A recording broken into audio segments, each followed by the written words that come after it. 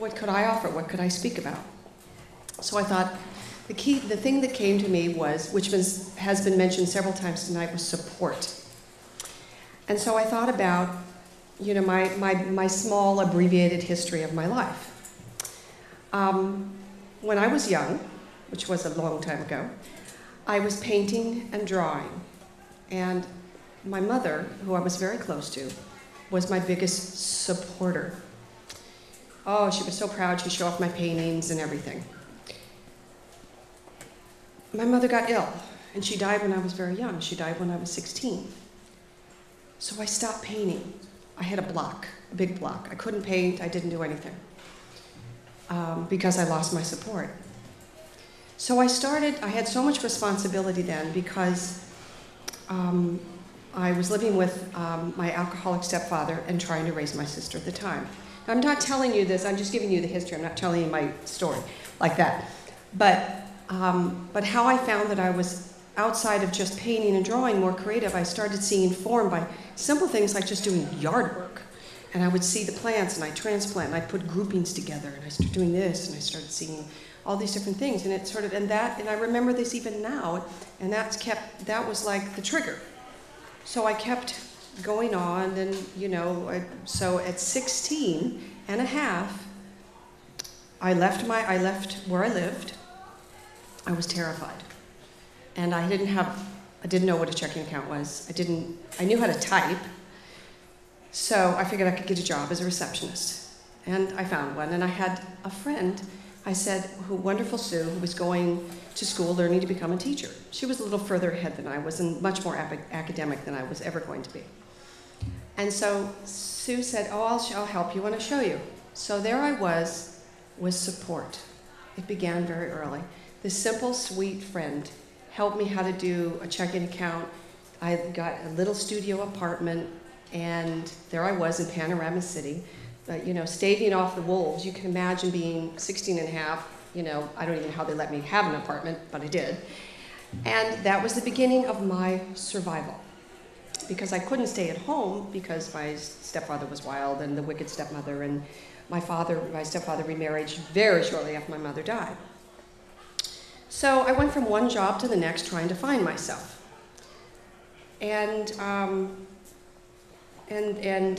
So I did that, and then what happened after that is I decided, well, I was up in Northern California, and I was looking at nature. There again came that nature. And I was looking at just a riverbank, and there was just snow, and it was just your quintessential beautiful Hallmark card. And it was gorgeous, and I said, I know what I want to do. I wanted to do interior design. So here I was, taking care of my sister in an apartment in Van Nuys, and I decided to go back to school. I went to the office, got a grant, and put myself through school, did 2 jobs, and I loved it. The projects, the homework was overwhelming, very overwhelming.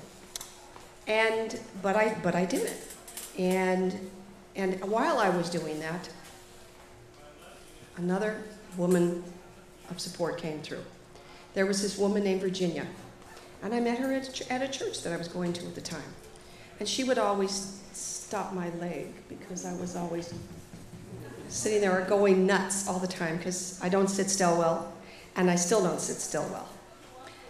And so she would stop me, and she befriended me, and she was there. And she lived close by to this little apartment I had in Van Nuys while I was going to school. And she was elder and wise and very full of taste. And I would I would go by after school or in between the jobs, and she would make this wonderful beef and barley soup, or she was there. So there was yet another woman that filled this little hole for me so I could continue on my journey. And so there was Virginia, and she was wonderful. And she taught me about clothes and class and manners, all the things that I sort of, you know, needed attention and help with because I was sort of on, you know, I was winging it, really. And I managed to keep my head, you know, out of trouble pretty well. And she'd hear my stories, and she would just take care of me. And I talked to her, so there was someone there. Support again. And we stayed friends for many years. And then Virginia, being elder, got very sick, and she passed away. So so I got through design school, which was really great. I was very proud of myself. And then I started working at the Pacific Design Center in Los Angeles, which is a delicious place to be all of itself. It is just, I mean, there's chairs, the rugs, this stuff, beautiful stuff everywhere. It's like, I want so bad. And so I worked there, and then I worked at a couple galleries. So just beauty, beauty, beauty. Everything was delicious, gorgeous stuff. I wanted all of it all the time. I couldn't have it, but I wanted it. So I was just around it, and it was just wonderful. And so things just sort of, you know, when you look back, it seems easier than when you're going through it. And I know a lot of you women really know that, you know, as we do move on. So I was lucky enough to land a job at an investment company, and they were very involved with Hilton hotels and LA Hiltons and fitness centers. Boy, that was fantastic. So I started designing the public spaces. I did the restaurants, I did the lobbies, I did carpet designs, the fountains. It was really, that was glamorous. That was the glamorous life. And wearing suits and high heels, and boy, I really, really loved it. And I really got to express myself. And, you know, when you'd sit back and, you know, when the hotel was opening, you'd be putting up the artwork and the installation was going on. Oh, God, it was just, you go, oh, it worked, it looked so good. And there were wonderful women architects and other women designers. And there was something interesting, and it was wonderful because it was very similar, I found out later, to costume design when I transitioned. You're collaborating, you're working with color, you're working with texture, you're working with history, you're working with fabric, my love, and everything to come together. It's form. You know, design sort of is design. It all comes together. It's the same sort of structure in anything, whether it's graphics or this or that. Design is design. Good or bad, I suppose, probably.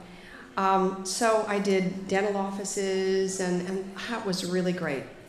So I found something I really, really enjoyed to do, and it was great. So I did that for a while, and then that company actually started to close up. So I had to look for work elsewhere.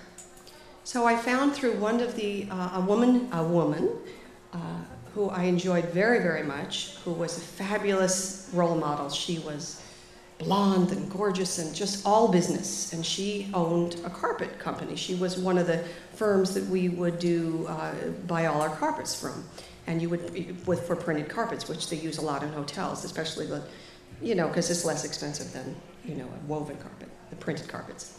But Peggy was fabulous, and she was there, and she would sort of mentor me, and she'd take me to things and do things, and taught me about how wonderful the Jones New York suit was, and so all these little things, everything sort of tied in. And she actually let me borrow one when we went on to an event. And so her husband at the time had a design firm. And so Jean was looking for a designer, so I thought. So I worked for Jean for a little while, and I kept waiting, and he was working at, he was contracted to do the dunes in Las Vegas at the time. And of course, casinos are a much different animal. They keep you in there, it's bright, it's it's a whole different thing. And I was excited about it. But what happened is I just stayed there, and he wouldn't let me do anything. So I became sort of his Girl Friday, and I didn't want to be a Girl Friday. I wanted to do what I do. I wanted to design and express myself. So I kind of departed from that place, and there was this brief time, and I had met, and this is when the transition started to come. So I had met somebody through another friend who was what one would call an old-time costumer, had done many of the old shows, the Hulk and all the things over at Universal, and very, very talented, and I learned, boy did I learn from him a lot. So he kind of convinced me to try costuming.